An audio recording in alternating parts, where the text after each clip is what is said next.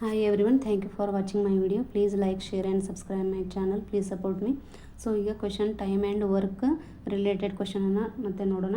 A and B, A ಮತ್ತು B ಒಂದು ಕೆಲಸವನ್ನು 5 ದಿನದಲ್ಲಿ ಮಾಡುತ್ತಾರೆ. ಬಿ ಮತ್ತು ಸಿ ಅದೇ ಕೆಲಸವನ್ನು 10 ದಿನದಲ್ಲಿ ಮಾಡುತ್ತಾರೆ.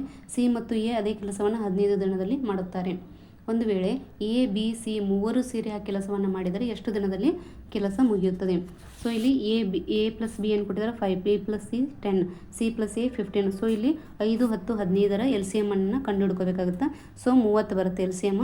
ನೆಕ್ಸ್ಟ್ 30 ಡಿವೈಡ್ ಬೈ ಈ 3 ನಂಬರ್ಸಿಂದ ಡಿವೈಡ್ ಬೈ ಮಾಡಿದಾಗ ಏನಾಗುತ್ತೆ? 5 6 30, 10 3 30, 15 30. ನೆಕ್ಸ್ಟ್ ಇವುಗಳನ್ನು ಪ್ಲಸ್ ಮಾಡಬೇಕು. 6 3 9 2 11 ಆಯಿತು. ಇದು ಏನು 2 × A plus B plus C is equal to 30 divide ಬಂದಂಥ ಎಲ್ ಸಿ ಎಮ್ ಮತ್ತು ಬಂದಂಥ ಆನ್ಸರ್ 30 ಡಿವೈಡ್ ಬೈ 11 ಮಾಡಬೇಕು.